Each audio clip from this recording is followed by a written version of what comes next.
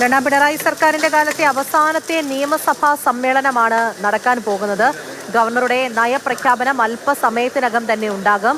അപ്പോൾ ജനപ്രിയ പ്രഖ്യാപനങ്ങളൊക്കെ ഉണ്ടാകുമോ എന്നുള്ള കാര്യത്തിലൊരു ആകാംക്ഷ കൂടി നിലനിൽക്കുന്നുണ്ട്. ഗവർണറെ സ്വീകരിച്ചിരിക്കുന്ന മുഖ്യമന്ത്രി ഉൾപ്പെടെയുള്ളവർ നയപ്രഖ്യാപനം ഉടൻ തന്നെ ആരംഭിക്കുന്നതായിരിക്കും.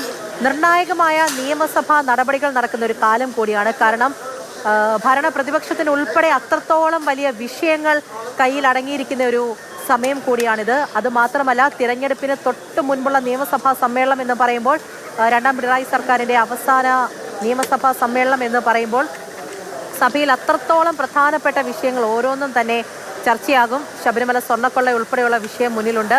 പുനർജനി കേസുണ്ട്. അപ്പോൾ രാഹുൽ മാങ്കൂട്ടത്തിലുമായി ബന്ധപ്പെട്ടുള്ള വിഷയമുണ്ട്. അങ്ങനെ കാര്യങ്ങളൊക്കെ ആവശ്യം പോലെ കയ്യിലുണ്ട്. അതിലെല്ലാം തന്നെ വലിയ രീതിയിലുള്ള ചർച്ചകളും വാക്പോരും ഉൾപ്പെടെ നിയമസഭയിൽ ഉണ്ടാകും. അതാ സമ്മേളന നടപടികളൊക്കെ ആരംഭിക്കുമ്പോൾ ഒരുപക്ഷെ നമ്മൾക്ക് കാണാനും പറ്റുന്ന ഒരു കാര്യമായിരിക്കും. അതിന് തൊട്ട് മുൻപായിട്ട് ഇതാ ഇപ്പോൾ ഗവർണറുടെ നയപ്രഖ്യാപനം അല്പസമയത്തിനകം തന്നെ ഉണ്ടാകും. പ്രശാന്ത് കൃഷ്ണ വിവരങ്ങളുമായി ചേരുന്നുണ്ട്. പ്രശാന്ത്, സഭാ നടപടികൾ ഉടൻ തന്നെ ആരംഭിക്കുന്നതായിരിക്കും. വിവരങ്ങൾ.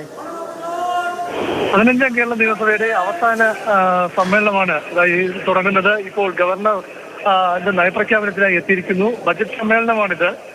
നയപ്രഖ്യാപനം വളരെ പ്രധാനമാണ്. കാരണം ഒരു വർഷത്തേക്കുള്ള സർക്കാരിന്റെ നയപരിപാടികളാണ് വിശദീകരിക്കുന്നെങ്കിലും ഇനി നിയമസഭയുടെ കാലാവധി അവസാനിക്കാൻ പോവുകയാണ്. അപ്പോൾ അതുകൊണ്ട് തന്നെ തെരഞ്ഞെടുപ്പ് മാസത്തിലേക്ക് കടക്കുമ്പോൾ എന്താണ് തെരഞ്ഞെടുപ്പ് പ്രകടന പത്രികയുടെ അടക്കമുള്ള ദിശാസൂചിക ഈ പ്രകടന പത്രികയിൽ പ്രകടമാകുമെന്നത് തന്നെയാണ്. കാരണം ഇനിയിപ്പോൾ 2 മാസത്തെ കാലയളവ് മാത്രമേ ഉള്ളൂ. അത് കഴിഞ്ഞ് നിയമസഭയിലേക്ക് പോവുകയാണ്. ചൂടേറിയ വാഗ്വാദങ്ങൾക്ക് ഭരണ പ്രതിപക്ഷ വാഗ്വാദങ്ങൾക്ക് ഈ നിയമസഭ വേദിയാകുമെന്നുള്ള കാര്യത്തിൽ സംശയമില്ല. കാരണം നിയമസഭാ തെരഞ്ഞെടുപ്പ് പ്രചാരണത്തിലേക്ക് എത്തുന്നതിന് മുൻപുള്ള അവസാന പോരാട്ടത്തിന്റെ ഒരു വേദിയാണ് ഈ സഭാതലം എന്നത്. അതുകൊണ്ട് തന്നെ ഇന്നിപ്പോൾ സഭാ സമ്മേളനം തുടങ്ങിക്കഴിയുമ്പോൾ ഇനി 1 മാസത്തേക്കാണ്, ഈ 32 ദിവസമാണ് സഭ സമ്മേളിക്കാൻ നിശ്ചയിച്ചിരിക്കുന്നതെങ്കിലും ഈ നിശ്ചയിച്ചിരിക്കുന്ന കാലയളവിനുള്ളിൽ തന്നെ തെരഞ്ഞെടുപ്പ് വിജ്ഞാപനം വരും. അപ്പൊ അതുകൊണ്ട് തന്നെ ബജറ്റ് പാസ്സാക്കി അടുത്ത നടപടികൾ ഇപ്പൊ നിശ്ചയിച്ചിരിക്കുന്ന നടപടികളിലേക്ക് പോകും മുൻപ് തന്നെ